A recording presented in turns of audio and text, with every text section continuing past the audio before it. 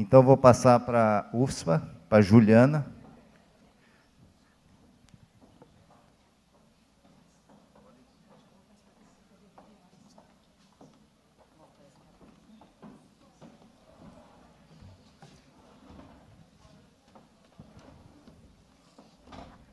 Bom, boa tarde. Meu nome é Juliana Herbert, eu sou coordenadora do Núcleo de Qualidade Interna, aqui da UFSPA, vinculado à Proplan. Então, a ideia é a gente conversar um pouquinho sobre algumas ações que estão sendo realizadas aqui em relação ao mapeamento de processos.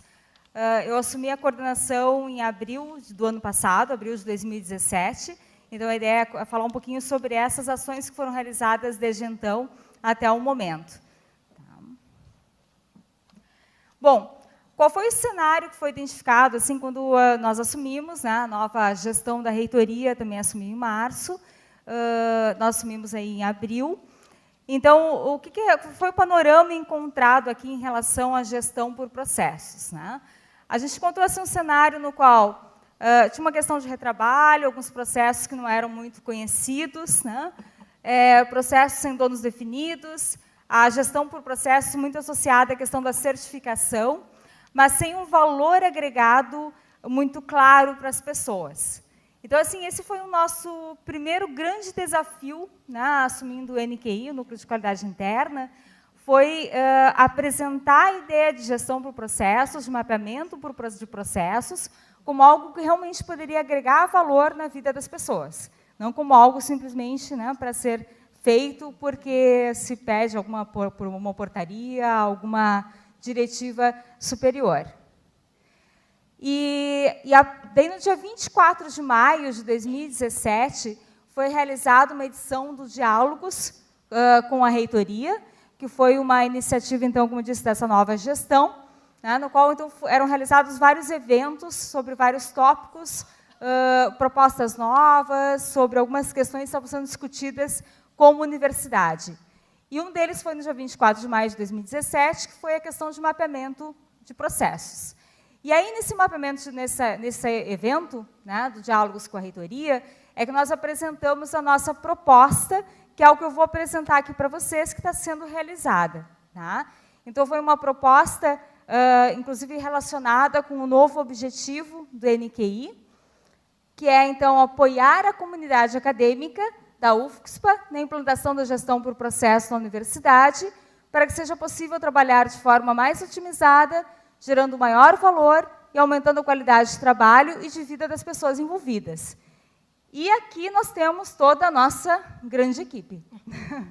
Então, somos só nós três, né? A Andressa, inclusive, está presente aqui também, e o Rodrigo, bom, a Andressa é servidora também aqui na UFSPA, e o Rodrigo, ele é o nosso estagiário, aluno do curso de graduação de Informática Biomédica, também aqui da UFSPA. Né? A gente brinca que ele é nosso setor de TI.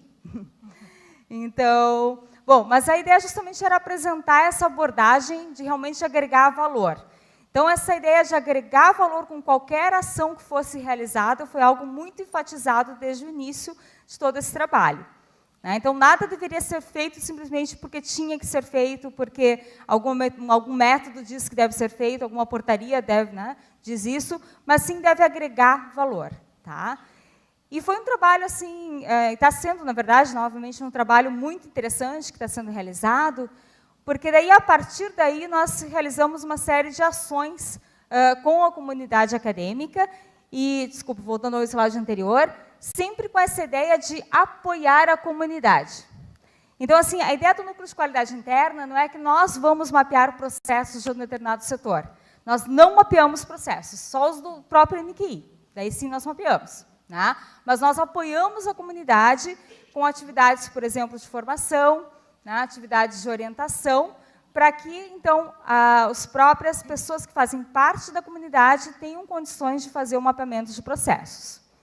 Bom, nesse sentido, foram realizadas uma série de atividades de formação, né, principalmente então, com os técnicos administrativos e docentes. Aqui nós temos várias fotos aí dessas várias atividades. E, atualmente, nós temos, então, 93 técnicos administrativos que já passaram por algum evento de formação do Núcleo de Qualidade Interna, Isso representa 43,45% dos técnicos administrativos atualmente na UFSPA. Tá? E nos 19 docentes. Aí nós temos, então, um percentual, né, menor, que são de 5,19% dos docentes que, de alguma forma, participaram de alguma atividade formal de formação, né, de algum curso, de alguma orientação desse estilo mais formal. Bom, além das atividades de formação, nós tivemos uma outra característica, uma outra ação muito interessante aqui, que acabou surgindo de uma brincadeira. Porque dentro das atividades, algumas atividades de formação e algumas interações iniciais que nós tivemos com a comunidade, nós brincávamos de vez em quando, olha, se vocês fizerem tal coisa, vocês vão ganhar estrelinha. Se terminar esse exercício, vai ganhar estrelinha. Né? Se mapear esse processo, vai ganhar estrelinha. E daí o pessoal começou a nos perguntar, tá, mas e as estrelinhas, onde é que estão? Quando é que a gente vai ganhar as estrelinhas essas, né? E daí nós criamos um cartão, tem um cartão que não aparece muito aqui, no qual as pessoas realmente ganhavam as tais estrelinhas, né? Aquelas estrelinhas brilhosas, assim, brilhantes, e elas ganhavam com relação a alguns critérios que foram formalmente definidos. Então, a gente teve um outro evento interessante que, apesar de ter esse aspecto lúdico, foi muito interessante em relação à questão da integração, né, do entendimento de realmente como os processos poderiam ajudar no dia a dia dos setores. Então, a gente teve a tal da entrega das estrelinhas, né? Então, nós temos aqui vários setores aí que foram fotografados recebendo algum cartão, né, com as estrelinhas. Então, tanto setores administrativos quanto setores acadêmicos, né? Nós temos até a nossa própria reitora, está aqui, a professora Lúcia. Então, assim, com uma participação realmente bem ampla dos setores. E a gente tem, atualmente, 30 setores que já têm processos mapeados. Não significa que os processos todos de cada um desses 30 setores estão mapeados. Tá? Então, é um trabalho que ainda está em andamento. Vocês vão ver que tem a ver com essa abordagem ágil, né, que faz parte do título da apresentação.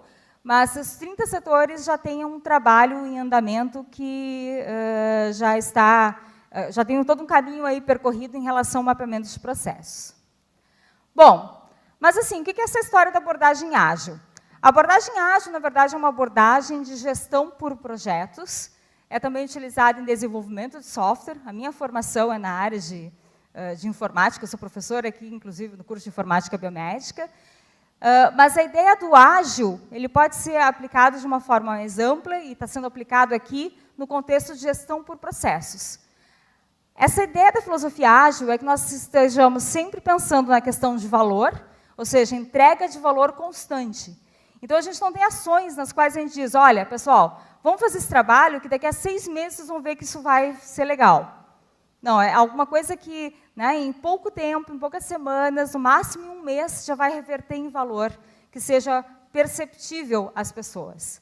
Tá? Isso foi muito importante na nossa estratégia, porque, como eu disse, a gente teve algumas ações anteriores, né, de outra gestão, de outra coordenação, mas que nós precisávamos realmente mostrar que o mapeamento de processos era algo útil, algo que realmente traria valor para as pessoas. Bom, e além disso, a ideia é da gente ir experimentando. Então, assim, poxa, não dá tempo de mapear o processo inteiro, não tem problema. Vamos mapear o que der, vamos mapear do nível que for possível, mesmo que depois se detalhe mais, mesmo que depois se possa né, definir subprocessos e alguma coisa um pouquinho mais detalhada. Tá? Então, como é que é composta a nossa estratégia aqui? Em primeiro lugar, a adesão voluntária dos setores. Isso foi uma decisão, até que não foi nossa, foi da reitoria, né? E que a gente, no início, ficou um pouquinho assustado, mas foi extremamente interessante para a questão de, realmente, adesão de uma forma bastante engajada dos setores que estavam vendo a questão de valor. Então, apesar da gente ter uma adesão voluntária, quer dizer, a reitoria não exigir, né, uma adesão dos setores, obviamente, incentivas, para a reitoria incentivam, né? Nós temos aí já 50% dos setores engajados, então um pouquinho mais de 50% dos setores engajados. Outra questão importante, o mapeamento executado pelas pessoas, feito pelas pessoas que executam os processos. Como eu tinha comentado anteriormente com vocês, nós do NQI não mapeamos processos, nós auxiliamos a comunidade, nós formamos, nós orientamos, nós revisamos, nós apoiamos, de uma forma geral, a comunidade acadêmica na definição de processos. Tá? Outra característica importante, que foi um pouquinho diferente de várias abordagens, né, que foram vistas por aí, que é a questão do mapeamento horizontal de processos. O que acontece? A gente, em vez da gente especificar ou determinar alguns processos, alguns macroprocessos que fossem escolhidos como prioritários, nós decidimos começar com todos os setores ao mesmo tempo. Então, como a adesão foi voluntária, nós lançamos, né, a ideia, lançamos e-mails, lançamos ações para todos os setores, nos quais, então, voluntariamente, eles fariam inscrição para participar das nossas atividades de formação. E com a ideia de que, como nós tínhamos ainda uma confusão em relação à definição do que era um processo, do valor agregado do processo, nós achamos que uma atividade ou uma estratégia envolvendo apenas parte dos setores poderia ser prejudicial naquele momento. Então, a gente achou interessante, bom, vamos trabalhar, então, nessa abordagem que a gente chama de bottom-up, quer dizer, de baixo para cima, na qual cada setor mapeasse os processos que são responsáveis, por qual eles são responsáveis, para daí depois nós começarmos a integrar os processos entre os setores. Então, trabalhando processos aí transversais, em macroprocessos, né, associados, então, à ação de vários setores. Tá? E com o nível de detalhamento possível no momento, como eu comentei. Poxa, mas não dá tempo, a gente sabe assim que, né, como a realidade de várias outras universidades, a gente tem uma sobrecarga de trabalho bastante grande, tanto técnicos administrativos quanto professores, mas a ideia é de, bom, vamos determinar, então, o que é possível mapear no momento, com o nível de detalhe que seja possível. Então, a ideia é que não se deixe de mapear justamente por essa falta de tempo aí que, né, fosse considerada. E nós temos 2 papéis que foram definidos, que foram os de líderes de processo. Cada setor escolheu um líder de processo, que preferencialmente não fosse o chefe do setor, que é o nosso ponto de contato, né, então, do setor com NQI, e os multiplicadores de processo, que receberam uma formação maior, de 30 horas, para serem as referências na área de mapeamento de processos. Tá? Então, assim, cada vez que a gente entra em contato com o setor para divulgar algum evento, divulgar um curso, divulgar alguma ação, nós entramos em contato com os chamados líderes, que são as pessoas que vão divulgar para os colegas dentro do setor. Tá? Não necessariamente são as pessoas que vão mapear o processo, a ideia é que seja algo colaborativo, né? Mesmo que em alguns casos os líderes meio que puxam assim, essa ideia, né? Mas que seja principalmente, como eu disse, o ponto de contato. Bom, e como é que nós fizemos, então, essa implementação da abordagem ágil? Nós trabalhamos com o conceito de rodadas de mapeamento. Então, a ideia era, como eu disse, uma abordagem bottom-up, envolvendo todos os setores. Todos os setores receberam as informações, alguns não aderiram, outros aderiram, né, de uma forma mais rápida, outros de uma forma um pouquinho mais lenta, mas nós definimos as chamadas rodadas, na qual cada rodada, aqui a gente tem 7 rodadas, que aconteceram do dia 30 de junho até o dia 15 de dezembro de 2017. Cada rodada tinha objetivos muito específicos e um tempo também específico. Então, a ideia é que, naquele período específico, o setor produzisse os resultados que estavam relacionados ao objetivo daquela rodada. Tá? Então, isso fazia com que se tivesse um tempo delimitado, ou seja, a ideia não era de a gente fazer uma extensão de prazo, né? Não porque a gente seja malvado, mas porque a gente pudesse realmente organizar esse trabalho. E os resultados aí foram muito interessantes, porque quando a gente começou com as rodadas de mapeamento, a gente não sabia direito como é que ia ser a reação da comunidade. Né? Então, só para vocês terem uma ideia, eu trouxe alguns números. Por exemplo, na primeira rodada de mapeamento, nós tivemos aí 257 processos que foram mapeados pelos setores, né, com 32 setores participantes.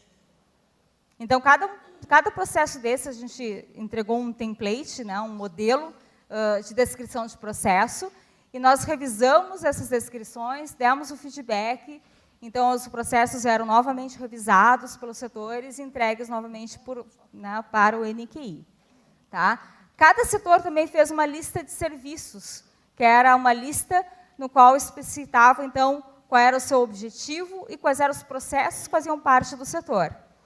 Então, nessas listas de serviço, nós tivemos 321 processos listados. Então, vocês vejam que, claro, esse número diminui em relação aos mapeados, porque a ideia era, bom, vamos mapear os mais prioritários que cada setor escolhia, né, definia de acordo com os critérios que eram adequados para o próprio setor. Os nossos principais artefatos, quer dizer, os principais documentos que foram gerados foram a lista de serviços, que eu comentei agora há pouco, a descrição textual, então, no qual se definia qual era o objetivo do processo, quais eram as etapas, entradas, saídas, condições de início, condições de término, entre outras coisas, e o diagrama utilizando o BPMN, né, o Business Process Model Notation, utilizando a ferramenta Visage Modeler, que é gratuita e que é bastante utilizada por aí, não só em instituições, né, de ensino superior. Bom, mas aí o que aconteceu? A gente, a partir do BPMN, que a definição né, para quem conhece a notação, ela é bastante ampla, nós definimos um subconjunto do BPMN, que a gente chamou de BPMN UFSPA, né, criamos aí um pôster, então a ideia é que cada setor mapeasse os seus processos utilizando esse subconjunto de elementos, mesmo que conhecesse outros elementos, mas que fosse algo que qualquer setor pudesse, de alguma forma, entender os processos dos outros setores. Bom, e esse ano nós lançamos o Portal de Processos. Esse Portal de Processos, ele tem uma parte dele que é acessível publicamente, então, se vocês acessarem aquele endereço aqui apresentado em cima, vocês vão ter acesso assim, ao objetivo, a alguns dos nossos artefatos, ao modelo de maturidade, que eu vou explicar daqui a pouco também, mas os processos em si de cada setor, eles não estão disponíveis ainda publicamente. Então, por quê? Eles estão disponíveis apenas para os técnicos administrativos e docentes, nem para os alunos ainda estão disponíveis. Por quê? Porque esse trabalho ainda está em andamento. Então, não são todos os setores que têm processos publicados, e os setores que participam não têm necessariamente todos os seus processos ainda que foram mapeados. Então, é um trabalho que ainda está em andamento, mas já serve para que os setores possam conhecer os processos de outros setores que, de alguma forma, estejam relacionados ao seu trabalho. Tá? Então, assim, aqui nós temos a página principal, é uma wiki, né? Então, falando em termos de tecnologia, e aqui nós temos o exemplo de uma página de um setor, que é o do Núcleo Cultural, da Pró-Reitoria aqui de Extensão e Assuntos Comunitários, então, no qual a gente tem sempre o objetivo do setor, a lista de serviços, né, com todos os processos listados, e aqui nós temos todos os processos que foram mapeados até o momento pelo setor, tanto o diagrama BPMN, quanto a descrição textual com esse PDF aqui. Tá? Então, nós temos também aqui um grafo, não dá para enxergar, mas não tem problema. A ideia é que aqui nós temos aí a relação do setor com outros setores da universidade. Tá? E aqui a gente teve um caso bem interessante, por isso até que foi escolhida a questão do núcleo cultural, porque quando a gente começou a falar de processo, né, vieram algumas dúvidas. Por exemplo, uma das dúvidas foi, poxa, como é que a gente vai mapear o trabalho, por exemplo, do regente do coral? Vocês conheceram o coral da UFSPA, alguns que estavam aqui ontem, né? Então, como é que a gente vai mapear o trabalho de uma designer gráfica, por exemplo? São trabalhos extremamente específicos e que dependem de uma competência muito específica. É possível fazer isso? Né? E, sim, é possível. Tanto que a gente tem o núcleo cultural com todos os processos mapeados. Então, a ideia é o quê? É que não é que qualquer processo mapeado possa ser executado por qualquer pessoa. Então, se nós pegarmos aqui os processos relacionados ao coral, especificamente, nós temos várias atividades que só podem ser executadas pelo regente do coral. Tem uma formação, tem as competências específicas para isso. Só que, com os processos mapeados, a gente consegue entender o que realmente está envolvido em todas essas atividades. Quais são todas essas etapas? Né? Quer dizer, como é que é realizado esse trabalho do setor, mesmo contando com essas competências específicas. Isso, obviamente, serve tanto para o núcleo cultural quanto para qualquer outro setor da UFSPA, no qual a gente tem algumas competências específicas, né? Mas que a gente consegue dar transparência consegue mostrar como é que as atividades, como é que os processos são realizados pelo setor. E aí gera até uma questão de empatia, inclusive. A gente está comentando, poxa, a gente manda um documento lá para a reitoria, pô, é só a reitora assinar e está feito, né? Então, quando a gente olha o processo, não, peraí, isso tem que ter uma consulta, tem todo um processo, tem uma série de atividades relacionadas a essa ideia da assinatura, que a assinatura é apenas uma caixinha lá no meio de muitas outras.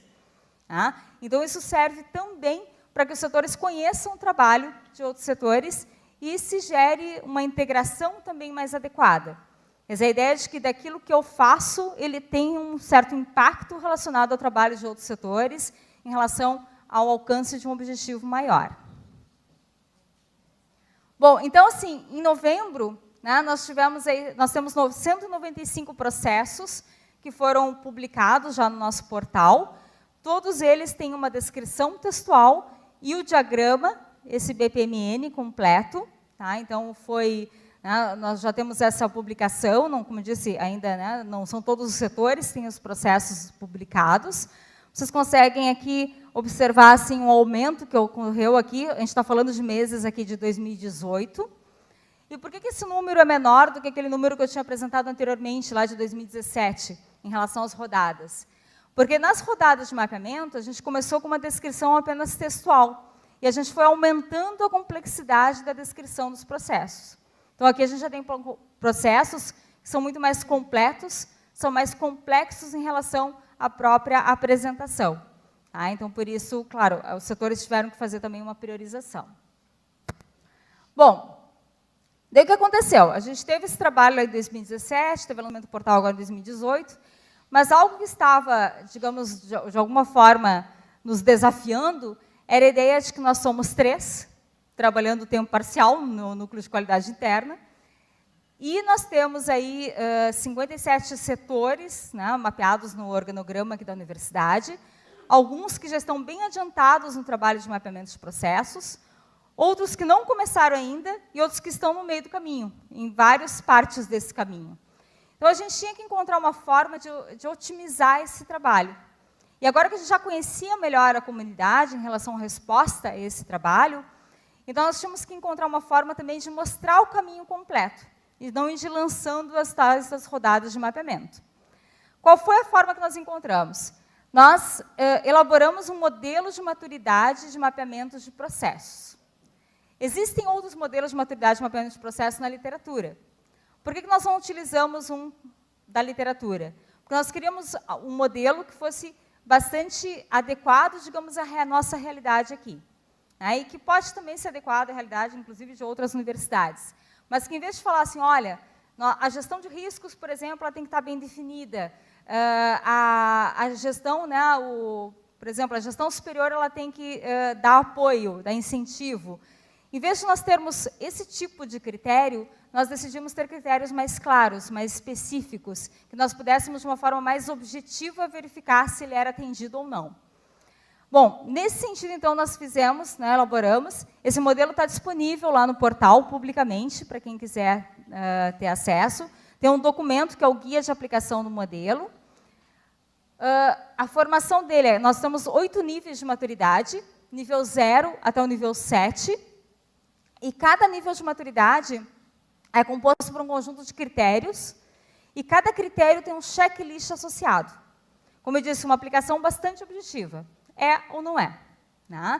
Então, assim, existem explicações ali dentro e tal, mas realmente, como eu disse, foi numa realidade que permitisse que os setores tivessem esse caminho, né, a ideia do roadmap, digamos, bem definido, para saber até onde eles deveriam chegar em um determinado momento e analisar e especificar, de repente, uma estratégia, né, relativa ao próprio setor.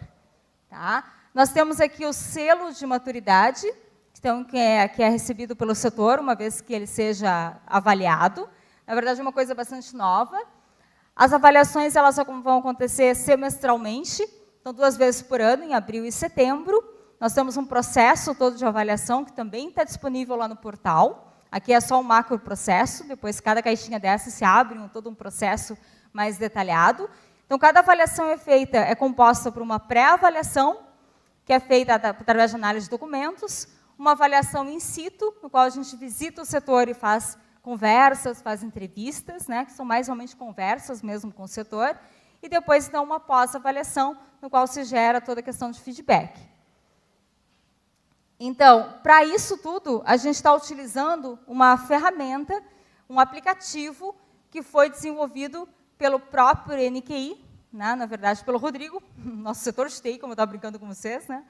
Então, que é um aplicativo no qual foram implementados todos os critérios e os checklists associados, e que nós utilizamos, então, para as avaliações.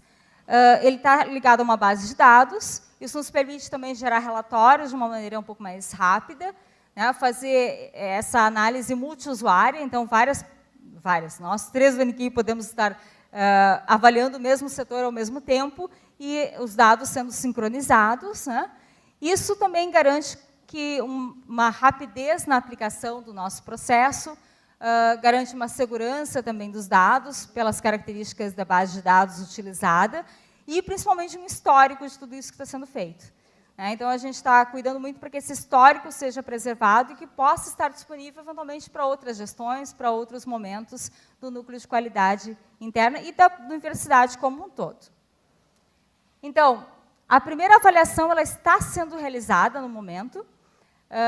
Nós estamos já na fase de pós-avaliação, na verdade, e foi interessante que é uma primeira avaliação e nós já tivemos 18 setores envolvidos. Então, a gente tem aí 31,58% dos setores envolvidos nessa primeira avaliação, com pelo menos 293 artefatos revisados duplamente, né, por 2 pessoas do NQI. Falando de uma equipe de 3 pessoas, obviamente isso é bastante coisa. E, claro, a gente ainda vai ter esse número aumentado, dependendo dos retornos agora que vão ser dados pelos setores. Então, aqui, inclusive, nós temos outra ferramenta que nós utilizamos bastante, que é o Trello. Se vocês conhecem, é uma ferramenta web para gestão de projetos. Então, todas as nossas ações estão registradas no Trello. Tá? Nós temos também os indicadores que foram definidos pelo NQI, ligados ao planejamento estratégico, ligado ao nosso ao plano institucional. Então, nós temos 4 indicadores, um relacionado aos setores com processos mapeados, outro em relação ao percentual de processos identificados que já foram mapeados, e outros 2 relacionados à formação das pessoas. Um específico para técnicos administrativos e outro específico para docentes. Em relação a esses indicadores, nós temos esses números aqui agora. Então, nós temos a meta de 2018, que está aqui na barrinha azul, e o que nós já atingimos até agora, né, até o dia de hoje, em verde. O próprio grupo de processos também vai dar informações e demandas e criar indicadores, né, para que o comitê tenha informação para tomar decisão, né, tenha subsídios para tomar essa decisão. E quem operacionaliza tudo isso, porque a gente precisaria de um órgão, ou, digamos assim, né, de um responsável por organizar, fazer os mapeamentos, conduzir os relatórios e esses indicadores, nesse momento é a Proplan, né? Então, a gente está chamando a Proplan digamos, de operacionalizador deste modelo. Então, basicamente, é isso. Um outro elemento que é importante é o Conselho Consultivo de Gestão. Né? O que é o Conselho Consultivo? Né? Eles são gestores da administração aqui da nossa universidade, né? Em que eles vão ser chamados, ou seja, né, convocados para participar de alguns momentos de discussão, de tomada de decisão. Então, na verdade, ele se reúne por demanda do comitê, né, de governança, riscos e controles, que, quando precisar de alguma informação, trabalho, a gente já fez eu vou mostrar para vocês, eles atuam. Né? Então, a gente tem esse conselho consultivo, digamos, que abastece também o comitê para a tomada de decisão. Qual é o nosso status hoje? Né? A gente já tem o nosso comitê de governança, riscos e controles internos instituído, né, desde o início desse ano. Nós já fizemos, né, a nossa política de governança, riscos e controles da universidade. Agora, a Jussara vai me lembrar, nós já fizemos 3 ou 4 reuniões, 4 reuniões do grupo, né, do comitê. O comitê já validou a escala de avaliação dos riscos, que eu vou mostrar mais adiante para vocês, né, que ela tem um quê um pouco inovador aqui na hora de fazer essa avaliação dos riscos, para que a gente possa priorizar esses riscos. Né. E também já validou, desculpe, validou o questionário de governança pública que foi feito, né, e também as discussões internas de prática de governança da universidade. A gente colocou aqui, mas eu não vou ler todas, né, por causa do tempo, quais são as atribuições desse comitê, né? Então, alguns pontos que são importantes, que é a questão da definição das diretrizes, isso é bem importante, né? Priorizar e acompanhar as ações, então, ele vai dizer o que é prioridade para a universidade, e essas prioridades vão ter ações associadas, e essas ações vão ser realizadas pelos processos, ou seja, no nível do processo, que vai ter que abastecer indicadores e atualizar o comitê. Então, ele prioriza e acompanha, né? Basicamente isso. Obviamente, aprova os instrumentos, aprova os guias, as práticas, as metodologias que estão sendo implementadas, né? Demanda a participação do Conselho Consultivo quando necessário e institui, ou seja, prioriza as ações desses grupos de processos. Então, tentando passar rápido um pouco do que o comitê, né, o que está a cargo do comitê. O Conselho Consultivo, como eu falei, né, então ele vai ser composto por gestores, pró-reitores, né, secretarias da universidade. Ele vai atuar sob demanda, então nós já fizemos uma reunião com todo esse comitê, vai aparecer uma foto, inclusive, ali. A reunião que a gente convocou o nosso conselho, né, consultivo, foi para identificar os riscos estratégicos da universidade, ou seja, para a gente ter uma visão mais de longo prazo de quais são os riscos da universidade, e para validar os macroprocessos, né, porque esses macroprocessos eles foram propostos pelo escritório, parte deles já estão, inclusive, mapeados, né, no nível de processo, e eles foram validados, então, nessa reunião com o Conselho, e os riscos relacionados a esses macroprocessos já foram identificados. O que é risco para nós, né? Então, eu acho que isso é um paradigma interessante, uma discussão que leva a gente a também falar um pouco sobre esses dois níveis de gestão de risco, né? O nível estratégico e o nível tático. Né? Então, risco é o efeito da incerteza nos objetivos. Né? É um evento, é algo que tem uma probabilidade de ocorrência, né? E que vai ter um impacto na universidade, impacto esse que pode ser baixo, pode ser leve, enfim, ou pode ser catastrófico. Né? Quando a gente fala em risco, a gente se apega muito no conceito de que risco é um evento que tem impacto negativo. Né? E a gente, dentro da universidade, está tentando trabalhar um pouco esse conceito e mostrar que risco é um evento. É algo que pode acontecer, vai ter uma probabilidade de ocorrência e que vai ter um impacto. Mas que esse impacto não necessariamente ele é negativo. Esse impacto, se a gente conseguir entender a característica do evento e, eventualmente, explorar esse evento, ele pode ter um desdobramento positivo para a universidade, que é o caso, né, da discussão toda, por exemplo, de inovação, que eu acho que todas as universidades estão vivendo de alguma forma. Né? Então, o risco, para nós, ele se dá com um conceito um pouco mais amplo, né? Então, principalmente no nível estratégico, quando a gente tem que ter novas soluções e novas ideias, né, para tentar, por exemplo, né, conseguir sobreviver a uma crise econômica, uma crise financeira, enfim. Então, eu tenho que ter novas ideias disruptivas, e o risco está aliado a isso. Então, a gente vai ter o risco em dois níveis, que é o que a gente está propondo nesse modelo, no nível estratégico e no nível de processos, que é o nível tático, que a gente está chamando aqui. E a gente também tem o objetivo de trabalhar em cima de um escritório ou uma área de avaliação e acompanhamento de projetos, que a gente está gestando, digamos assim. Né? E aí a gente também vai ter esse nível de gestão de riscos no nível dos projetos, que, no fundo, vão ser projetos decorrentes dessas ações que foram identificadas através dessa gestão de riscos que a gente está implementando. Então, para fazer a gestão de riscos, a gente vai ter que desenvolver projetos, né, mudar processos, e isso tudo também tem que ser acompanhado. Então, a nossa ideia aí, né, é que a gente consiga ter, nesses três níveis, a gestão implementada. Alguns resultados que a gente tem até hoje que são interessantes. Né? Nós fizemos uma oficina em julho desse ano,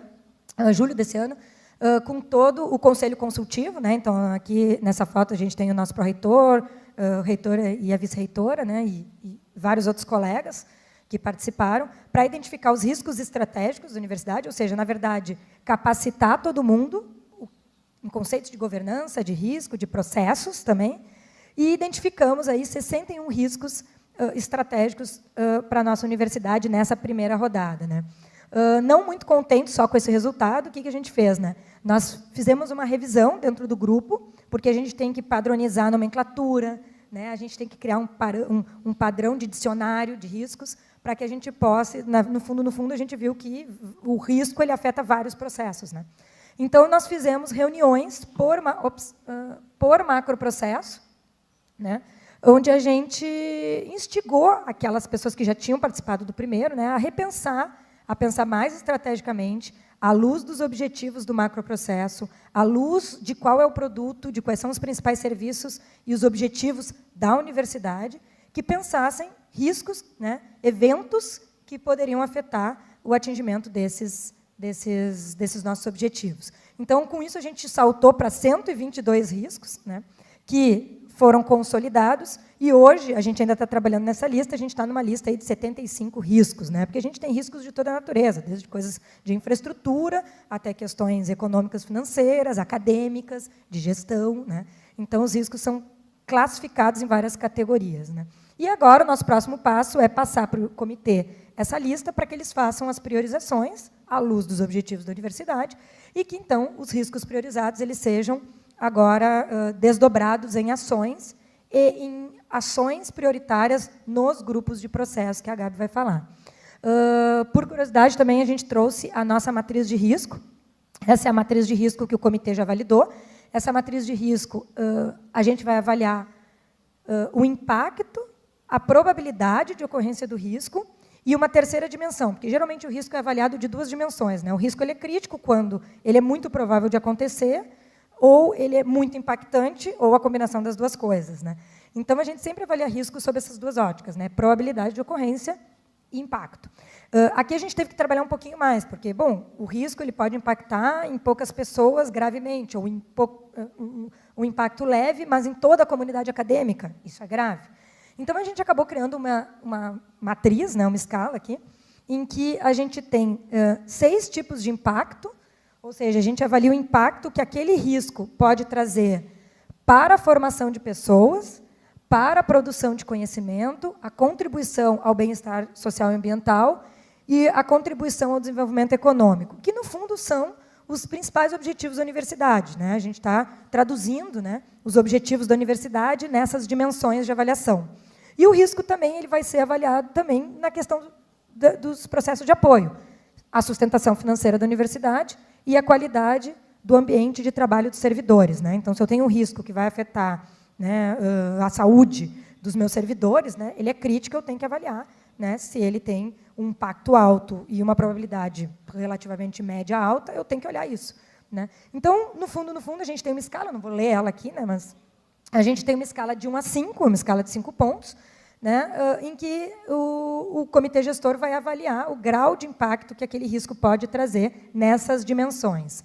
E aqui embaixo, então, estão as outras 2 dimensões, porque essa aqui é a dimensão de impacto, as outras 2 dimensões, que é a probabilidade de ocorrência do risco, né, então a gente trabalha no nível um pouco subjetivo ainda, né, e a possibilidade de contenção, que essa também é uma novidade, na verdade não chega a ser uma novidade, a gente já tem outros estudos que usam essa terceira dimensão, né, como se fosse o eixo X, Y e agora o Z, então a gente tem essas 3 dimensões, que seria a capacidade que a universidade tem de conter aquele risco, né, porque se é um risco que ele me atinge imediatamente, que a universidade não tem nem como se proteger ou ter uma ação de contingência, né, ou seja, ela tem baixa capacidade de contenção, ele se torna crítico. Então, às vezes, eu tenho um risco de mesmo impacto, mas que um deles eu tenho menor capacidade de contenção, né? Então, essa é uma dimensão que a gente julga que é importante para priorizar os riscos. Então, os riscos eles estão agora, nós estamos nessa fase, onde a gente vai, o comitê, né, de governança, riscos e controles, ele vai avaliar esses riscos, que estão nessa faixa desses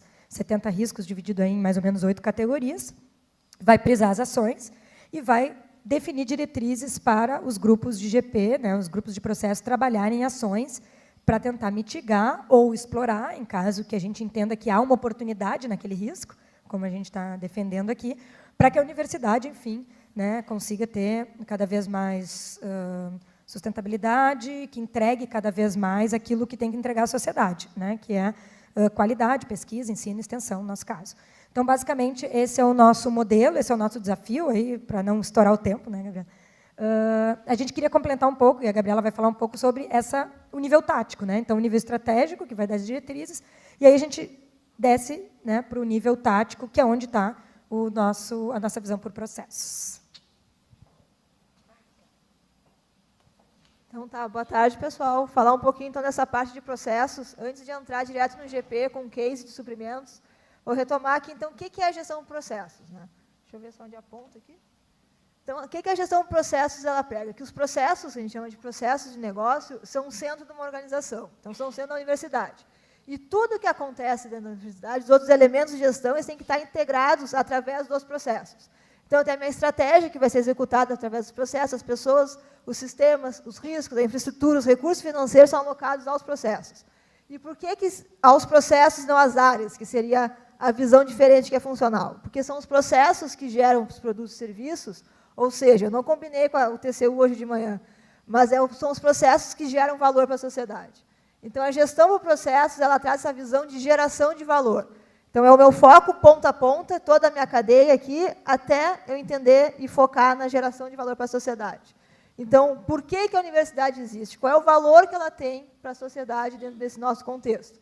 Então, o BPM, a gestão por processos, ela traz essa visão, ela discute isso e traz esse foco para toda a gestão. Tá? E retomando um pouquinho, então, a questão que a matriz que a Joana apresentou, a gente teve uma discussão muito séria, assim, tá, quais são os impactos que nós vamos avaliar nessa matriz do comitê? A gente pega uma empresa privada, tradicionalmente, o principal impacto é o impacto financeiro. Por quê? Que é o principal valor para ela. Mas para nós não é o nosso principal valor. Então, teve uma discussão muito grande, o que é o valor da universidade que ela entrega, e isso que está lá na matriz, nos principais impactos finalísticos. Então, o comitê tentou representar naquelas 4 dimensões o valor que a universidade tem para a sociedade. Tá? Então, entendendo que a gestão de processos, para a gente então, fazer isso aqui funcionar, a principal coisa que a gente tem que fazer é entender quais são os macroprocessos da universidade. Então, aqui eu ia ser um pouquinho mais rápida, mas como isso foi bem importante hoje de manhã, vou explicar bem aqui. Então, a gente fez um trabalho dentro do escritório de processos para identificar quais são os macroprocessos da URGS. Então, a gente tem aqui finalístico, que são os processos que geram valor, que estão em contato com a sociedade, que é o nosso cliente, a nossa principal razão de existir. Temos a graduação, pós-graduação, pesquisa, inovação e extensão. Então, esses são os processos finalísticos, que são os que estão gerando valor, entregando nossos principais serviços. Para esses processos funcionarem, nós precisamos de várias outras coisas. E aí nós temos os nossos macroprocessos de apoio. Nós precisamos de orçamento financeiro, nós precisamos de TI, precisamos de pessoas, precisamos nos comunicar, precisamos de suprimentos, precisamos de infraestrutura, precisamos fazer assistência estudantil e precisamos gerenciar os nossos acervos. E com isso a gente tem o que a gente chama de macroprocessos de apoio. E para tudo isso aqui funcionar de forma integrada, não ficar cada um indo para um lado, a gente tem um macroprocesso de gestão que define as diretrizes desses demais macroprocessos, ou seja, define as diretrizes da universidade. Então, esse aqui é a nossa base total para a gestão de processos, é a base para a gestão de riscos, que é feita a partir dessa visão por processos. O que nós fizemos, então? Eu vou explicar agora como é que funciona o grupo de processos. Então, para cada um daqueles macroprocessos, vai ser definido, instituído pelo Comitê de Governança, um grupo de processos, que tem como finalidade gerenciar, melhorar e prestar contas sobre o processo. O que é isso? Quem é que tradicionalmente faz isso? É o que a gente chama de dono de processo. Então, o GP nada mais é que o dono de processo. E nós entendemos, pela cultura e pelas carteiras de universidade, que, em vez de dar essa tarefa para uma pessoa, era melhor dar para um grupo discutir isso. Então, esse grupo é composto pelos principais gestores do processo, por um analista de processo, um analista de riscos e um analista de TI, e por atores representativos do processo. O que significa um ator representativo? Ele está lá na ponta recebendo o resultado do processo. Então, não adianta só eu que executo, eu que sou gestor do processo, pensar como tem que ser. Eu tenho que entender a demanda de quem vai receber o que eu fizer. E o que esse grupo tem como principais produtos? A documentação do processo, ou seja, o mapeamento, os indicadores do processo, tanto estabelecer como monitorar para fazer a melhoria dos processos e identificar e controlar os riscos do processo. Tá? Então, dentro dessa visão, eu vou falar um pouquinho do GP de suprimentos, que foi o primeiro grupo que a gente instaurou, tá? Que é o nosso grupo piloto, que a gente testou a metodologia. Aqui está a composição do grupo, com os papéis que eu falei. Ele é coordenado pelo Macedo, nosso vice-pró-reitor, que vocês todos conhecem. Então, é importante também entender que quem coordena o GP tem que estar na alta gestão. Tá? Não adianta ser um gestor médio de nível baixo, se ele não vai ter como fazer o dono desse processo, vai ser essa gestão integrada em alto nível. Como a gente está falando de um macroprocesso, não de um subprocesso. Temos gestores do processo que atuam, temos representantes das unidades, que a gente viu que é importante entender a ponta, e temos aqui a parte técnica, que são os analistas de processo, de TI, e os analistas de riscos, que a Joana está fazendo esse trabalho com a gente, ela e o doutorando dela. Até a gente tem um analista de risco na universidade. E aqui então são as etapas de funcionamento do GP. Então, a gente tem duas fases, né, que ele funciona. Então, logo que a gente começa o GP, a gente tem uma fase estruturante, que a gente tem que entender quais são os processos desse macroprocesso, entender o que existe, analisar os riscos e definir os indicadores. A partir dessa estruturação, a gente vem numa fase de execução. Então, é uma fase de análise, priorização e melhoria contínua, e monitoramento. Então, ele vem, depois que a gente estrutura o GT, ele vem em forma cíclica fazendo essa melhoria do processo. O que a gente já fez até agora no GP de suprimentos? A gente fez o que a gente chama de arquitetura de processos. A gente pegou aquele macroprocesso chamado suprimentos e entendemos que processos estão ali dentro. Então, o macroprocesso de suprimentos, ele tem, para fazer isso, a gente tem que planejar as aquisições, adquirir o bem e serviço, receber e desfazer. Se o que eu contratei gerar um contrato, eu tenho que fazer a gestão de contrato. Se for um item de estoque, eu faço a gestão de estoque, e se for um item de patrimônio, eu vou fazer a gestão do meu patrimônio. Então, esse aqui seria o que a gente chama de processos de nível 2 dentro daquele macroprocesso. Para cada um deles, a gente vai desdobrando em vários níveis. Né? Aqui a gente tem, esse aqui é o primeiro nível, segundo, terceiro, quarto, até um quinto nível. E nesse quarto ou quinto nível que vai ter aquele diagrama que a gente conhece. Então, é essas duas colunas que são mapeadas em formato de diagrama. Aqui são processos mais abstratos que a gente tem que apenas conhecê-los e entendê-los. A segunda etapa, então, é o inventário. O que é o inventário?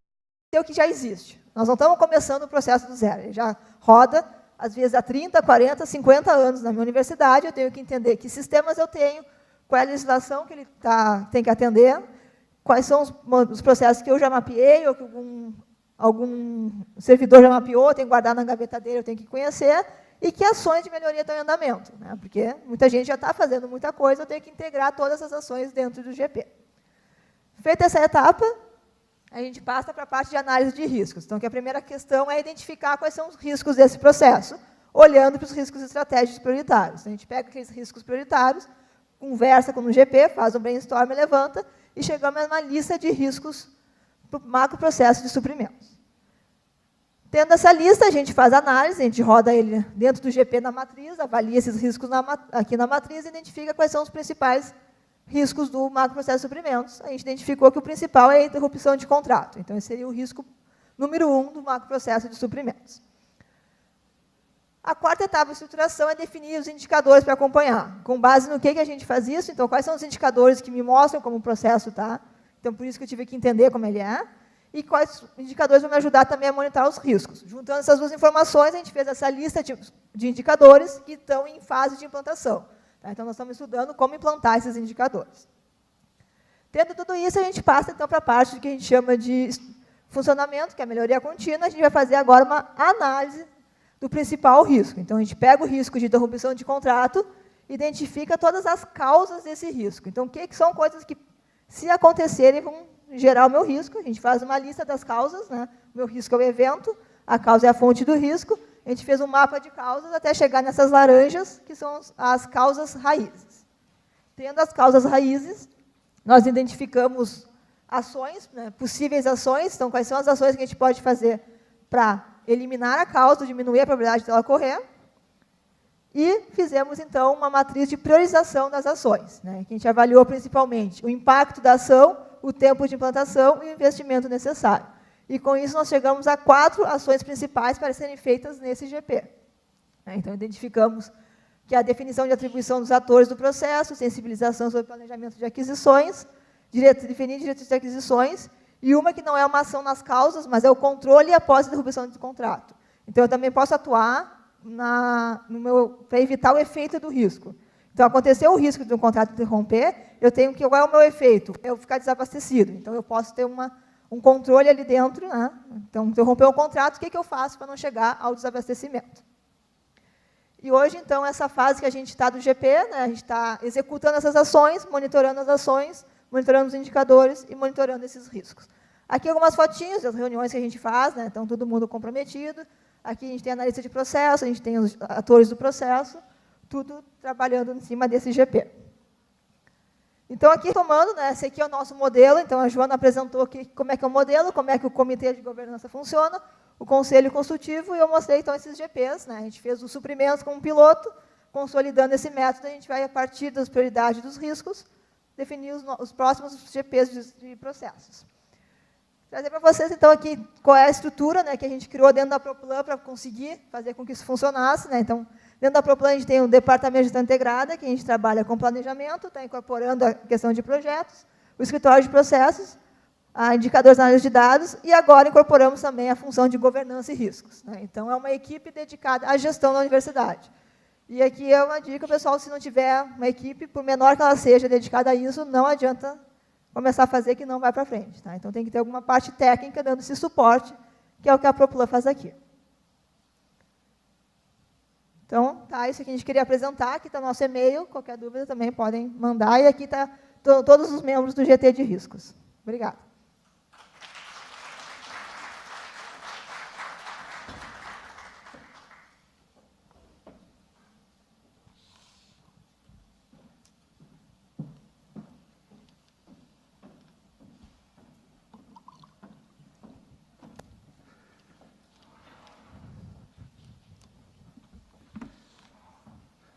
Vamos passar para perguntas da plenária. Está aberta as inscrições. Quem gostaria?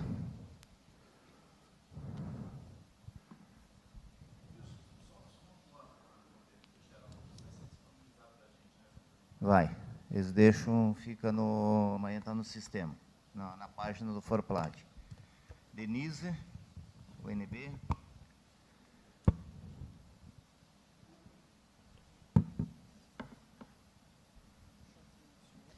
Eu quero parabenizar e agradecer as apresentações. Eu estou ainda um pouco tentando processar todas as questões que foram faladas. Assim, achei muito interessante a abordagem. As 3 apresentações foram muito elucidadoras. Tem várias coisas em comum com o que a Universidade de Brasília faz, a nossa abordagem também é por aí. Mas a impressão que tem é que os produtos eles já estão disponíveis para alguns processos, né? Mapeamento, nós temos também mapeamento, nós optamos recentemente 2 anos, né? Em fazer um mapeamento de ponta a ponta, porque o mapeamento dentro das caixinhas das unidades ele não dá a agilidade necessária para a universidade funcionar. Mas a importância de ter esse treinamento e de ser compartilhado com as unidades acadêmicas, eu quero ressaltar porque isso pode trazer um ganho institucional muito grande. Então, quero parabenizar pela iniciativa também, né? Uma equipe, a gente vê que é realmente uma equipe pequena, mas que, por uma abordagem bastante objetiva, tem conseguido trabalhar. Então, meus parabéns pelo escritório de processo. Eu não vou acertar o nome da universidade, da UFSPA. É difícil para a gente, nós vamos acostumar. Com relação à Proplan, o que está trazendo em termos de modelo de governança, gestão de risco e processos, também é muito elucidador ver como vocês conseguiram caminhar. Não sei há quanto tempo vocês estão caminhando, fazendo esse tipo de trabalho, mas me parece que tem um volume de resultados já muito grande, e não deve ser há muito tempo, porque tudo isso é muito recente, né? Então, eu gostaria de pedir o compartilhamento das informações no site, onde é que estaria isso, se vocês puderem colocar no slide, para que a gente possa passear, passear, que eu estou dizendo no site, tá? E talvez até, eventualmente, em termos de contato, compartilhar um pouco das informações que vocês têm, porque uma das coisas boas que o Forplat dá para a gente, essa possibilidade da gente aprender com as experiências das unidades, das universidades, que são as nossas irmãs, né? Então, eu acho que vocês têm muito a compartilhar com a gente. Muito obrigada. Só informação, Denise, isso aí vai para o site e o Hélio, que é da comissão de modelo, do qual nós fazemos parte, então acho que o contato é bem fácil. Hugo? Boa tarde a todos. Hugo, da Universidade Federal do Sul e Sudeste do Pará. Primeiramente, queria parabenizar, né, reforçando, corroborando um pouco o que a Denise falou. Fantástico o trabalho, assim, impressionante.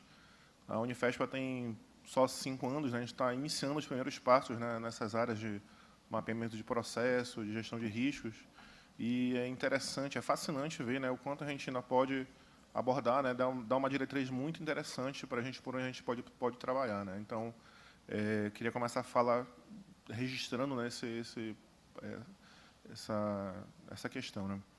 E E talvez para a Juliana especificamente, eu queria perguntar, assim, saber se você poderia falar mais, assim, como é que, de repente, acontece o processo de melhoria contínua, né, dos processos, né, uma vez que eu tenho a impressão que é um grande desafio mapear eles, né, mas talvez seja tão desafiador quanto remapeá-los, ou seja, constantemente atualizá-los, né, para que, na prática, os processos eles sejam vivos, né, sejam relevantes, né, que o mapeamento de processo feito seja relevante dentro da instituição, né. E você falou um pouquinho também, né, de trilhas ali de capacitação, né, para docentes, né. Então, eu queria que você falasse mais o que especificamente sobre esse ponto, assim, que tipo de trilhas, né, para docentes especificamente, né, uma vez que pelo indicador que você mostrou lá, é o que tem uma menor taxa, né, de sucesso em relação à meta prevista, né? Ok. Para a FMG, né? Microfone, por favor.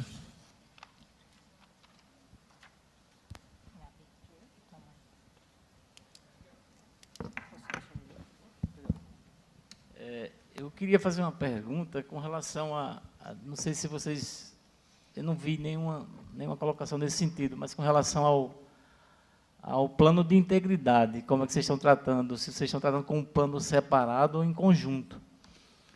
Porque a gente tem a demanda da política de gestão de risco para fazer o plano de gestão de risco, e saiu aquela portaria da CGU, né, a 1089, que trata do plano de integridade, de risco de integridade. Se vocês estão trabalhando isso separadamente ou se está dentro de um mesmo plano.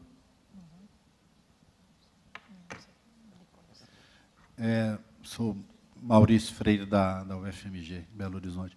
Primeiro, parabenizar,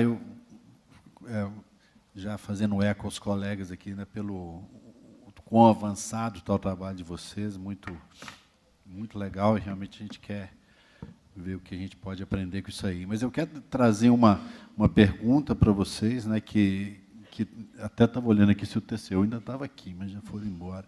Mas é que nos preocupou em algumas conversas que a gente está trabalhando essa questão de risco, o quanto que esses processos que a gente está fazendo, tão claros, não pode virar uma armadilha para nós, no nível da fiscalização. Quer dizer, nós vamos ficar com projetos marcados em vermelho, e se a gente não consegue mitigá-los ou resolver, e os nossos dirigentes acabar serem punidos por essas coisas aí.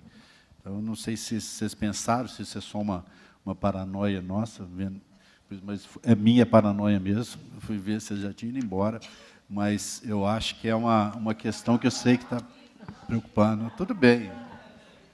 Tudo bem. O teu auditor já registrou. Bom, antes de passar para o bloco, pela coordenação, agora eu vou, acho que, passar uma atribuição, mais trabalho para vocês, já que a equipe é grande, que o Foro Plat, tem o Foro PDI, e acabamos de lançar o livro, o Foro Risco. Então, acho que, para nós, seria de extrema interesse que vocês dessem uma avaliada, principalmente no Foro Risco, se o sistema atende, vocês estão adiantados no processo, o cadastramento dos projetos, e se ele gera o resultado que vocês estão esperando. Porque provavelmente na primeira quinzena de dezembro ainda, onde a gente saiu agendado daqui, que a coordenação, junto com o grupo de planejamento que trabalhou e vai continuar trabalhando no projeto For Risco, a gente vai fazer uma reunião em Brasília, junto com o pessoal que desenvolveu, Andifes, Forplat, para dar o próximo passo, para não ficar um sistema de prateleira que não tem aplicação. Então, vai funcionar, e se não funcionar, o que tem que ser feito? O que nós precisamos para funcionar? Aonde que poderá ser hospedado? Nós vamos ter que descobrir se vai ser na Andifes, numa instituição, aonde, e qual as necessidades que o próximo passo desses dois sistemas vai oferecer. No Fórum PDI, a gente já achou alguns entraves, algum enrosco que nós vamos ter que tratar, e o Fórum Risco é novo.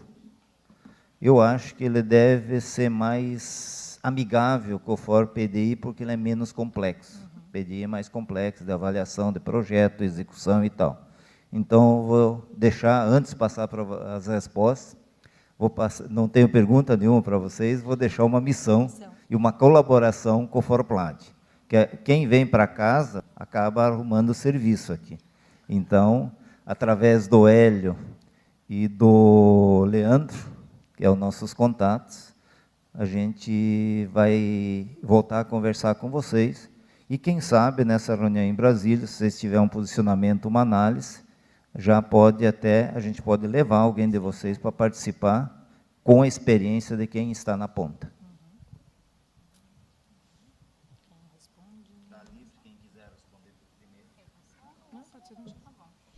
Então tá. Bom, assim, temos mais perguntas? Não. Deixa eu vou respondendo? Tá bom. Então, em relação à questão da pergunta sobre a melhoria contínua dos processos, né? Para nós, realmente, é uma questão muito importante, a gente acaba enfatizando frequentemente que os processos são vivos, como você falou, né? Então, eles têm que estar documentados, eles têm que ser utilizados, eles têm que ser refinados continuamente. E isso é frequentemente reforçado também nas atividades de formação, nas atividades de acompanhamento dos setores. E, inclusive, assim, quando os processos eles ficam muito tempo sem serem atualizados, e, assim, desde que a gente começou o trabalho no passado, então, muito tempo, quer dizer, algum mês ou alguns meses, é algo que nos chama atenção e que nós entramos em contato até com o próprio setor.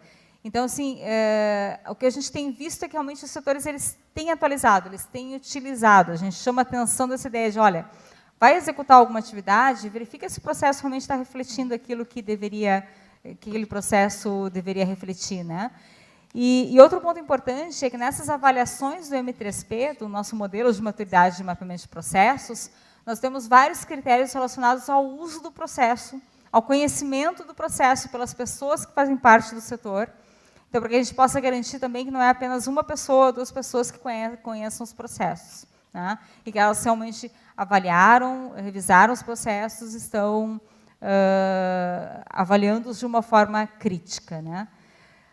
Então, como eu disse, como o NQI ele não mapeia processos, mas, por exemplo, a atualização no portal de processos ainda é feita por nós apenas. Então, assim, os setores não fazem o upload diretamente, então isso também faz com que a gente acabe tendo um certo controle das atualizações, né? Então, com isso, a gente controla esse tipo de coisa. Bom, em relação à questão da formação docente, o que a gente tem abordado nas atividades assim, de formação de uma maneira geral? A ideia de conceitos de processo, né, do mapeamento em si, e de como é que ele, na prática, pode ser utilizado. Então, assim, as nossas atividades de formação são muito práticas. Então, elas estão relacionadas ao mapeamento dos processos do próprio setor, né? Então, a ideia é de, olha, mapear, vai analisar criticamente, a gente analisar criticamente, então, esse conteúdo está muito relacionado a isso.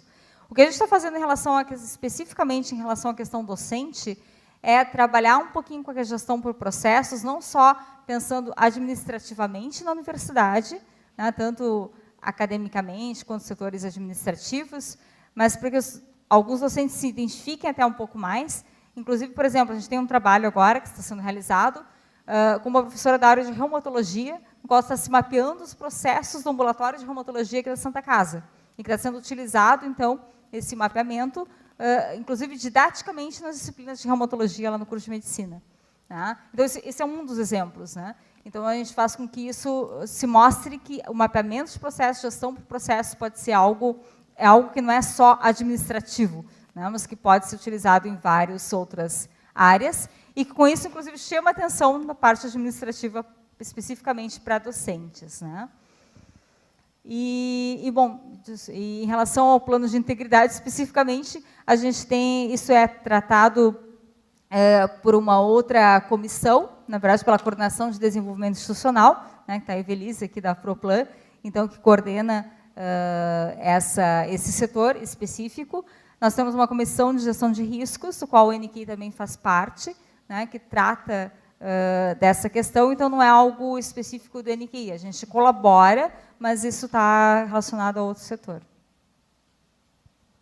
Então, Rapidinho, a questão que a professora Denise perguntou do tempo, a gente está há 1 ano e meio com o GT de riscos, né? O processo dá mais tempo, mas o GT foi formado há 1 ano e meio atrás. E a questão, sim, dá para compartilhar no Forplad, mas nós estamos criando um site agora da URGS sobre governança e gestão. A ideia é lançar no ano que vem, que vai ter tudo isso. Então, vai ter os planejamentos, os processos, os riscos, o método, a questão de governança, porque a gente acha bem importante também a transparência dentro desse nosso modelo de gestão. Plano de integridade está direto com o gabinete, tem um grupo lá dentro que está fazendo, então a gente não tem conhecimento sobre isso ainda, não poderia te informar melhor. E sobre o risco, podemos, se der tempo, fazer uma avaliação e mandar. Tá? Vamos ver o que dá em 15 dias. Complementando, então, um pouco, acho que falando da questão da TCU, né, que acho que é uma pergunta bem importante. Logo que a gente formou o grupo, a gente fez algumas participações em eventos, né, da CGU e tudo mais, justamente para mostrar e sensibilizar de que incluir e desenvolver um modelo de governança e gestão de riscos numa universidade do tamanho da URGS, e em qualquer uma, mas no nosso caso, né, do nosso tamanho, seria um processo mais lento. E que dentro do prazo, inclusive, que estava estabelecido, e aí, quando a gente criou o nosso comitê, o prazo, inclusive, já tinha estourado, né, a gente criou esse ano, para sensibilizar de que, olha, era um desafio e que o nosso objetivo na universidade era criar um modelo que se sustente. E que, por isso, ele tem que ser mais lento. Então, indo nessa linha, a gente tenta, a nossa estratégia é apresentar sempre. Então, esse ano, a nossa auditora que participa aqui, a Lívia, participou de um evento deles e apresentou nosso modelo. E, assim, a resposta tem sido boa. Pelo menos, assim, a gente tem recebido bastante elogio e eu acho que a compreensão de que é um modelo que está tendo um esforço para aumentar a transparência, os controles, que eu acho que é a linha que vem mais, né, do ponto de vista da TCU, que é a questão do controle interno, né? E a gente tenta mostrar que, no fundo, a gente está querendo usar a gestão para planejamento, melhorar nossas ações e, consequentemente, aumentar o controle. Então, a gente tem esse discurso, e eu acho que esse discurso está funcionando, né? Mas uma outra coisa também que tem a ver com a tua pergunta, a questão de ter muita coisa para fazer e algumas coisas, eventualmente, em vermelho, né? Eu acho que isso a gente realmente tem que cuidar. Eu acho que a universidade tem que ter as prioridades. Então, assim, o nosso comitê ele vai ter que eleger 2, 3, 4 tópicos, né? Estou botando números genéricos aqui, em que ele acredita riscos que são importantes e ações que vão ter que ser desdobradas. Tem que priorizar, né? Então, eu acho que, nesse momento, pelo menos, eu estou falando por mim, mas acho que falo pelo grupo, né? A nossa sugestão para o comitê é que priorize, inicialmente, algumas ações para que a gente rode essas ações, ou seja, que a gente construa alguns grupos de processo relacionados a esses riscos críticos, porque a gente não falou aqui, mas esses riscos eles têm que ter um dono, né? Que é o risk owner, o dono do risco. Então, a gente vai estabelecer quem são os donos dos riscos e os riscos críticos vão, então, nortear a criação dos GPs, porque hoje a gente tem o GP de suprimentos já num nível um pouco mais amadurecido, mas só ele. E aí esse GP vai trabalhar em algumas ações. Então, eu também, assim, a gente também tem esse pé no chão, assim, de não sair criando ações de tratamento para tudo, porque não vai ter recurso, porque muitas das ações de tratamento vão demandar também recursos humanos e também, eventualmente, financeiros, né? Então, eu acho que isso é uma boa pergunta, porque a gente tem que ter um pouco dessa calma, né? De entender os riscos, de priorizá-los, por isso que é tão importante, e agir naquilo que a gente vai conseguir completar, para não estar cheio de ações e 5% finalizadas, né? Então, acho que vai nessa linha, conversa, transparência e a priorização. Eu acho que isso é bem importante, né? Complementando um pouco até essa questão de processos, né? Que eu acho que é importante. Nós temos uma linha de pesquisa ali que a gente desenvolve modelo de gestão de riscos em hospitais, né? Teve uma doutoranda nossa que trabalhou com isso, e a gente vê, por exemplo, como boa parte dos eventos adversos dentro de um hospital, eles acabam acontecendo na transferência do paciente e na comunicação. Então, a gente vê bem que não adianta eu olhar assim, vou olhar a emergência, né? Não, é importante, eu vou olhar as emergências, mas, às vezes, é da emergência para a internação que acontece o evento adverso, né? Então, eu tenho que entender o transporte do paciente, né? Então, eu tenho que olhar a coisa do ponto de vista do aluno, do ponto de vista, né, da pesquisa, do ponto de vista do paciente, né, que cruza vários departamentos dentro de um hospital. Então, acho que essa iniciativa de mapear processos, né, que estava comentando, é bem interessante mesmo. Eu acho que é um desafio muito grande, ainda com a equipe pequena, então queria também te parabenizar pela apresentação e fazer esse comentário, né, porque como a gente trabalha bastante com hospitais, e o Hospital de Clínicas, principalmente, é o nosso grande parceiro, né, por ser, eu não posso dizer que é nosso, né, não é nosso, mas, enfim, Está mais longe, inclusive, de mim, eu estou mais perto da Santa Casa do que do Clínicas. Mas a gente atua bastante lá e a gente vê bem que é essa questão, e é uma quebra de paradigma, né? Então, tu estava falando dos docentes, né? Eu sou docente e eu vejo os meus colegas, a gente vive dentro do nosso departamento, quando, no fundo, não, é um processo de matrícula do aluno. É um processo de matrícula do aluno que é igual para todo mundo, ou que deveria ser igual para todo mundo, que afeta. Então, a gente tem que olhar mais o processo e menos a caixinha, né? E isso é realmente um processo de longo prazo. Longo, eu exagerei, não sei. Médio prazo, né? Para se a gente forçar. Acho que é mais ou menos isso, né? Acho que essas eram as perguntas. Obrigada. Nós temos mais 2 inscritos, o Frank e a Tânia. A Jussara, que tu disse que E a Jussara, por último. Aí nós fechamos os blocos. Perfeito. O Pedro. Frank, da Federal Santa Maria. Já conheço o trabalho de ambas as instituições e nós somos admiradores do trabalho, já visitamos aqui, já conhecemos. Relacionado ao tema gestão de riscos, me preocupa muito, professor lá de Minas Gerais, eu quero dizer para ti que certamente isso vai ser a lógica das auditorias em relação à nossa gestão de riscos, é certo isso. A própria a FUNAI, que dos auditores do Brasil, eles já estão fazendo o seu plano, o PAINT, enfim, o plano de auditoria para o próximo ano relacionado à gestão de riscos, essa vai ser a lógica. Então, cuidado o que o senhor vai colocar no plano de riscos, né? Exatamente, isso vai ser Só que me preocupa muito que o TCU e os órgãos de controle acham que a gente tem um grau de maturidade elevado em gestão e planejamento. Quando colocam a gestão de riscos pela instrução normativa, a gente visualiza, e quando eu olhei a instrução normativa, eu visualizei uma empresa, uma instituição de ensino com alto grau de planejamento e execução desse planejamento, sendo que nós estamos já gatinhando na questão do planejamento e nós não conseguimos desenvolver o planejamento efetuado, enfim, através do PDI. Então, me preocupa muito que nós estamos com escritórios de processos sendo criados, né, não temos maturidade, foi apresentado aqui a questão da maturidade dos processos. Muitos processos que nós estamos mapeando ainda nem entraram na maturidade, nós não temos uma gestão por processo, nós temos uma gestão de processo, tentando chegar no nível de criança na gestão de processo, porque a gestão por processo é muito maior do que isso, e me preocupa o tamanho que isso está tomando, né? A gente viu agora o relatório integrado, apresentado pelo TCU, também dentro do nível de maturidade que nós não temos de apresentar um relatório como esse. Obviamente que... porque não digo nível de informação, nós temos, eu digo nível de gestão que eles estão visualizando, né? O padrão é internacional, o padrão é de empresa privada, enfim, não dá para misturar alhos com bugalhos. Mas uma pergunta rápida para a Joana é como a gente traçar alguma estratégia. Eu sei que é difícil essa pergunta para ti, tu dar essa resposta, mas dentro da tua experiência, né, acadêmica, como que a gente pode traçar uma estratégia para diminuir esse gap entre maturidade que nós não temos, né, e para chegar a esse nível de gestão por processos que nós precisamos? Tânia. Passou? Pedro. E depois a Jussara.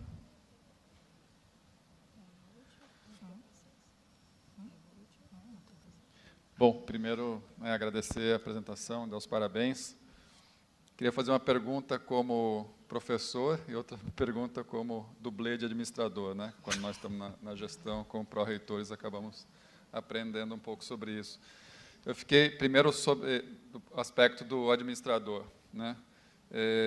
Quando vocês usaram a expressão agora, risk owner, né? O dono do risco, ou quem responde pelo risco, o proprietário do risco. É muito difícil você designar uma pessoa para isso, tendo em vista a cadeia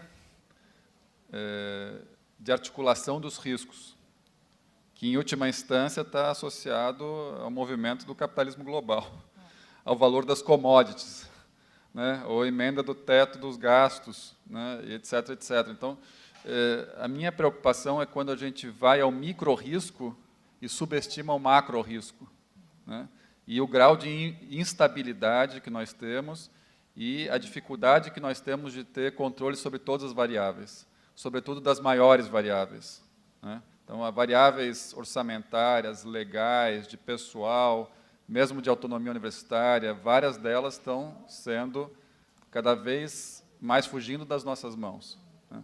Então, sobrecarregar os gestores com a responsabilidade de mapear e se responsabilizar por riscos, né? Nós temos que tomar cuidado, porque isso pode levar à situação não só da autodenúncia, mas a de sobrecarregar de responsabilidade pessoas que já não têm capacidade de movimentar as alavancas para alterar o sistema de causalidade daqueles riscos, né? Então, essa é a minha pergunta como dublê de administrador, né? Então, como é que a gente insere nessa análise de riscos e processos o contexto da tomada de decisão e das variáveis que fogem à capacidade de controle dos gestores, né?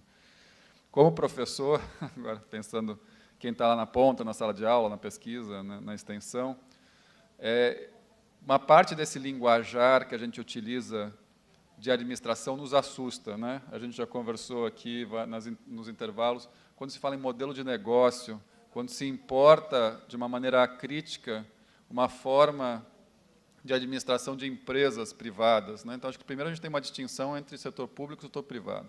Nosso modelo não é de negócio, nosso modelo é de serviço público, né? E dentro dos modelos de serviço público, nós estamos numa área muito delicada e muito especial, que é de produção de conhecimento, né? E de formação de pessoas, né? Então, assim, simplesmente dizer agregar valor, né, produzir negócios, etc. A gente teve agora na palestra do TCU, né, os infográficos que eles mostravam era da Petrobras. Quer dizer, uma coisa é extrair, distribuir petróleo, refinar combustível, né? Outra coisa é você estar num espaço diferenciado da sociedade, que é garantido com autonomia universitária constitucionalmente, que tem uma especificidade de produção de conhecimento, que é autorreflexivo, que é capaz de produzir suas próprias categorias e conceitos. A gente precisa ter uma espécie de metaplanejamento próprio às universidades, que não é reproduzir os manuais e o vocabulário que são utilizados estrito sensu nas empresas. É evidente que a gente tem a aprender, e a gente defende que a universidade seja também eficiente, seja capaz, tome decisões no momento oportuno, etc., etc. Mas eu vejo que se a gente começar a adotar esse vocabulário de uma maneira crítica, isso é a morte da universidade.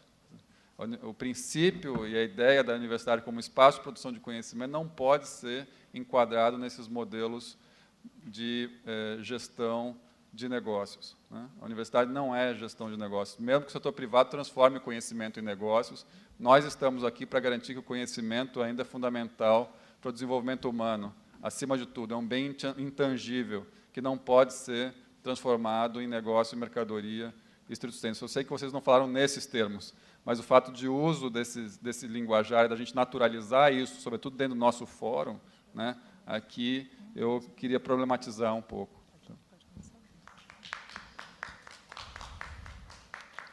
Jussara, para finalizar, depois a gente passa para a mesa e considerações.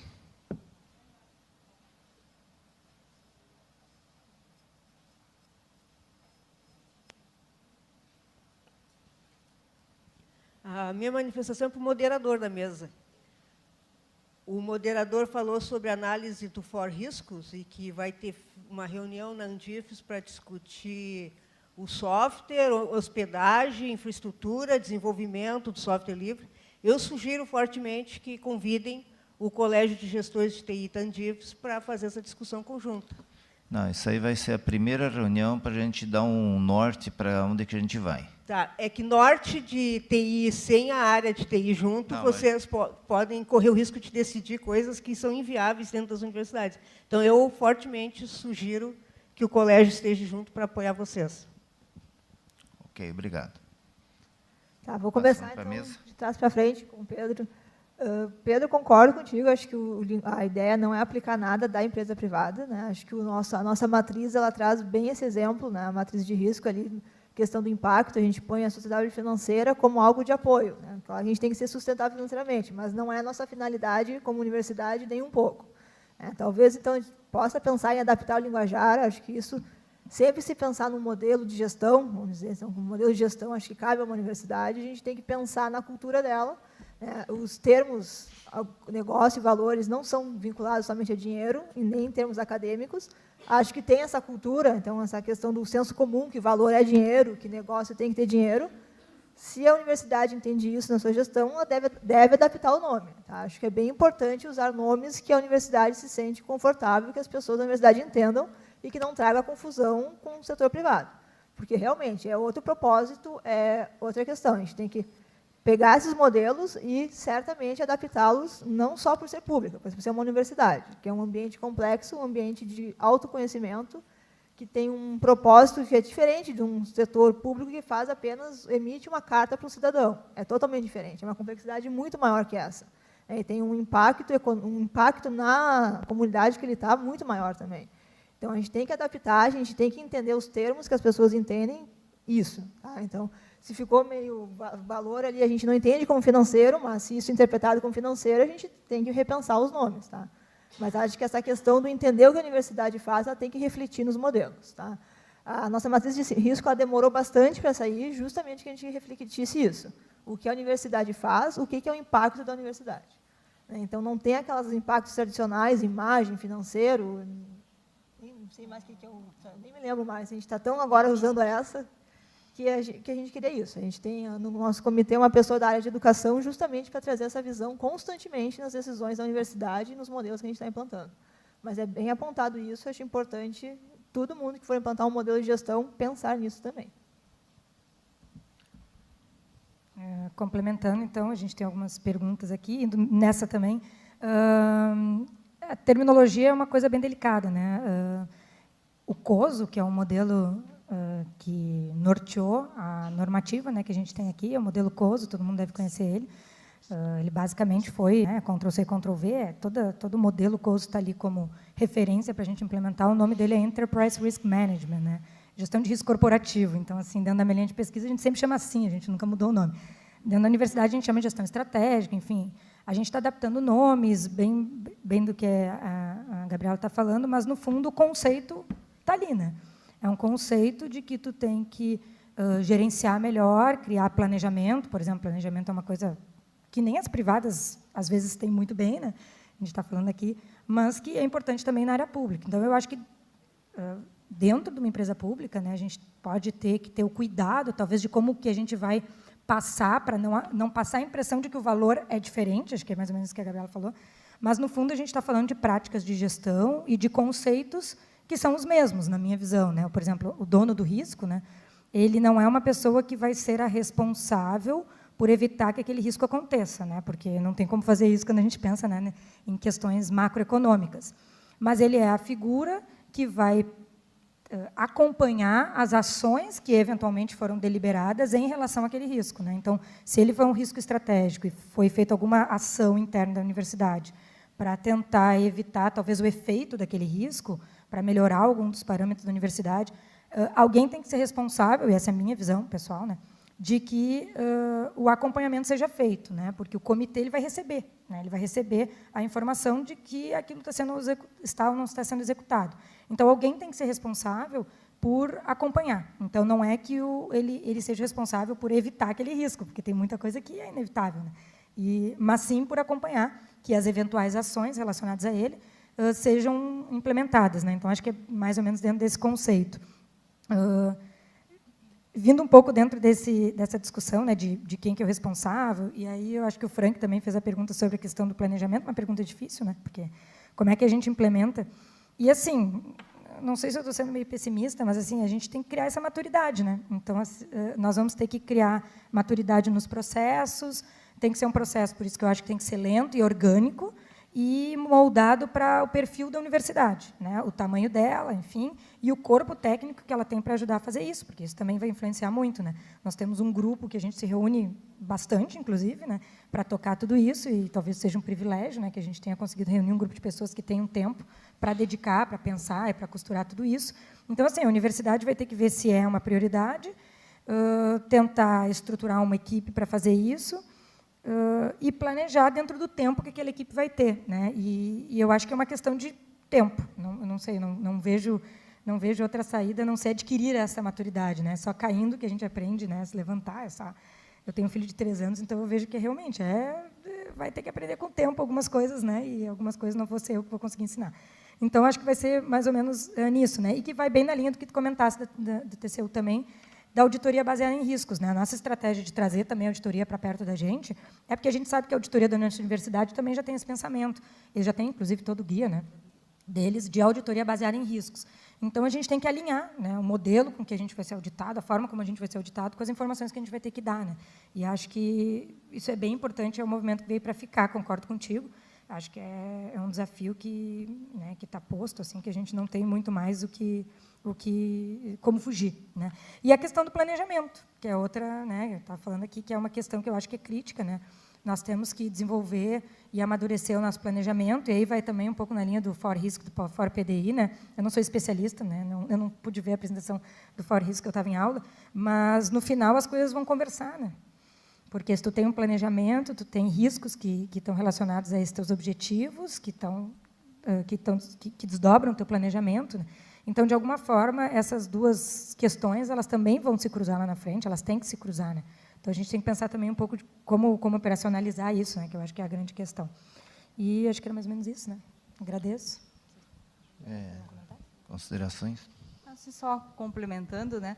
Eu acho que quando a gente fala assim, dono de risco e dono de processo, é importante assim essa democratização, digamos, de conhecimento dentro do setor, né, relacionado à equipe que está, de alguma forma, envolvida, por exemplo, especificamente em relação a processos, né?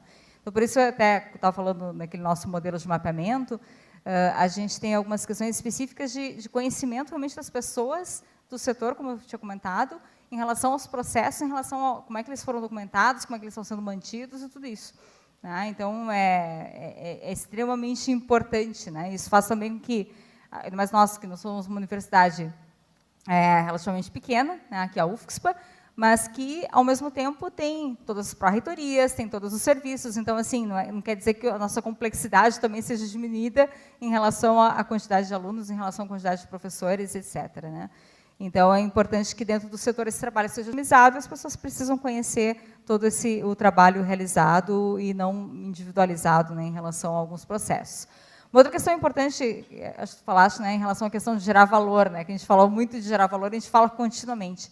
Para nós, valor não é financeiro, especificamente, eventualmente pode até ser em alguns processos, né, mas gerar valor é estar relacionado ao alcance de objetivos. Então, assim, uma aula tem que gerar valor, uma palestra tem que gerar valor, um painel tem que gerar valor. Né? Então, assim, o valor pode ser conhecimento, ele pode ser uma série de coisas e não necessariamente é alguma coisa que a gente consiga mensurar de uma maneira muito específica e uma maneira muito clara. Então, assim, quando a gente fala em valor, e é algo que a gente, como eu disse, tem conversado muito aqui dentro da UFSPA, né? A ideia do valor é esse valor que tem que ser perceptível, quer dizer, alguma coisa que não, né, poxa, eu faço o processo, mas só eu percebo, ninguém mais percebe, também é muito complicado, né? Mas ele acontece em vários âmbitos, em várias dimensões. Então, realmente, acho que a questão de vocabulário é extremamente importante, como, né, a Gabriela e a Joana falaram. E a gente também acabou fazendo uma adaptação, mas especificamente em relação a essa palavra valor, até foi interessante, quando estava fazendo uma pergunta, estava pensando, né? Eu acho que é algo que a gente já conseguiu até quebrar essa barreira específica do valor, digamos, que ele não é pensado aqui como financeiro, a não ser por alguns setores que tratam da parte financeira mais diretamente, mas sim em relação ao alcance de objetivos, em relação ao alcance, não necessariamente do objetivo do setor, mas daquela atividade específica, né? Então, é importante também até questionar por que algumas atividades, algumas questões são feitas, né, e que, às vezes, são feitas sem a gente parar para pensar de realmente por que elas são feitas. Elas têm que ter algum motivo, e esse motivo está relacionado ao valor. Bom, muito obrigado a Juliana, da UFSPA. Acertei? No final vai ter um brinde, não vai ser sorteio. Quem acertar o nome, a sigla da UFSPA. Obrigado, Gabriela. Obrigado, Joana. Eu acho que o For PDI está aí, o sistema. O For Risco não é questão de opção nossa, de querer trabalhar nele ou não. Nós vamos ter que amadurecer na marra, porque é um sistema que vem, a cobrança, relatório de gestão, as auditorias internas estão em cima, CGU, TCU, agora a moda é gestão de risco. Como está vindo o PGC para 2019, que acho que é muito pior, porque você tem que fazer um planejamento com 1 ano e 4 meses antes, que esse, como previsto, acho que não vai dar certo, principalmente nas universidades, mas os sistemas estão aí. Então, acho que feliz a URGS e a UFSC que estão adiantados no processo, que a maioria está começando a discutir, está começando a levantar processo, está começando a estudar a gestão de risco. Espero que o FORRisco venha contribuir para o sistema como um todo, que a gente possa, com o tempo, falar a mesma linguagem quando fala em gestão de risco. E a gente consiga dar as mesmas respostas num processo, no sistema, quando for questionado por CGU e TCU. Quanto a se expor, não tem jeito. Mas é melhor nós levantarmos nossos riscos e tentar corrigir do que ser levantado pela CGU e depois responder relatório. Então, muito obrigado a vocês e até a próxima.